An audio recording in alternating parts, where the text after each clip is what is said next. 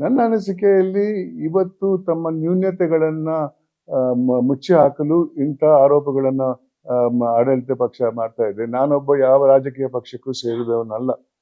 ನಾನು ನನ್ನ ಗಣಿ ವರದಿಯಲ್ಲಿ 3 ಜನ ಮುಖ್ಯಮಂತ್ರಿಗಳ ಹೆಸರು ಹಾಕಿದ್ದೇನೆ. ಕಾಂಗ್ರೆಸ್ನವರು, JDSನವರು, BJPಯವರು. ಅದರಿಂದ ನಾನು RSS ಅನ್ನ ಅವರ ಹಕ್ಕನ್ನ ಸಮರ್ಥಿಸಿದಾಗ it doesn't mean that I am an RSS man.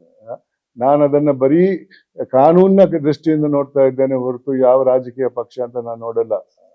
BJPಯವರು ಅಧಿಕಾರಕ್ಕೆ ಬಂದು ಕಾಂಗ್ರೆಸ್ನ ವಿರುದ್ಧ ಇಂಥ ಆರೋಪಗಳನ್ನು ಮಾಡಿದ್ರೆ ನಾನು ಕಾಂಗ್ರೆಸ್ ಪರವಾಗಿ ಕೂಡ ವಾದ ಮಾಡಕ್ಕೆ ರೆಡಿ ಆಗಿರ್ತೇನೆ. ನಾನು ಯಾವ ರಾಜಕೀಯ ಪಕ್ಷಕ್ಕೂ ಸೇರಿದವನಲ್ಲ.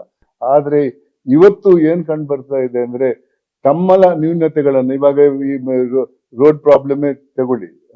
ಮೊದಲು ಹೇಳಿದ್ರು ಇದು BJPಯವರು ಆಡಳಿತದಲ್ಲಿರುವಾಗ ಮಾಡಿದ್ದಂತ ಆಗಿರ್ಬೋದು. ಅದಕ್ಕೆ BJPಯವರ ವಿರುದ್ಧ ನೀವು ಆಕ್ಷನ್ ತಗೊಳ್ಳಿಬೇಕಾದ್ರೆ ಆದ್ರೆ ಅದನ್ನು ಸರಿಪಡಿಸುವ ಜವಾಬ್ದಾರಿ ನಿಮ್ದು. ಹೌದು, 2 ವರ್ಷ ಆಯ್ತು, ಏನು ಮಾಡಿದ್ದಿಲ್ಲ. ಜಾಸ್ತಿ ಆಗಿದೆ ಹೊರತು ಕಮ್ಮಿ ಆಗಿಲ್ಲ ಈ ಸಮಸ್ಯೆ. ಆದ್ರಿಂದ ತಮ್ಮ ಸಮಸ್ಯೆಯನ್ನ ಬದಿಗಿಡಕ್ಕೆ ಈ ಪ್ರಯತ್ನ ನಡೀತಾ ಇದೆ ಅಂತ ನನ್ಗೆ ಕಾಣಿಸ್ತಾ ಇದೆ. ಇಷ್ಟು ವರ್ಷದಿಂದ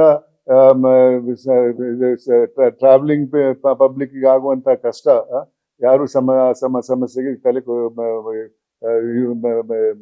ಯಾವ್ದನ್ನೇ ಒಂದು ಯೋಚನೆ ಮಾಡಿಲ್ಲ ಅಂತ ನಂಗೆ ಕಾಣಿಸಿದೆ.